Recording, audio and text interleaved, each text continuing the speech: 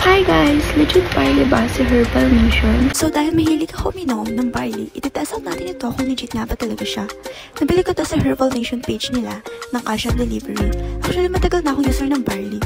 Pero sa ibang brand, napapili ako neto kasi mas affordable siya. So ito na, itest natin si barley plus juice powder ng Herbal Nation. So first, test muna natin kung merong food coloring. I-test natin kung magmamansya ba siya sa white surface. Then, i-wipe natin, tingnan natin kung may mancha. Okay, pass siya sa food coloring test. Next, tignan naman natin kung may halong starch. So, ganyan yung consistency ng tubig guys. So, dapat hindi siya lumapot. As you can see, same consistency pa rin ng tubig. So, test 2, pass. So last step, itest na natin yung palasa na ba yung nabibili ko mahal na barley. Yung lasa niya, same lang din sa nabibili ko mahal. 100% pure and FDA approved din sila. Mukhang mag-switch na talaga ako dito. $3.99 lang yung bill ko sa kanya, 100 grams na. And good for 1 month na.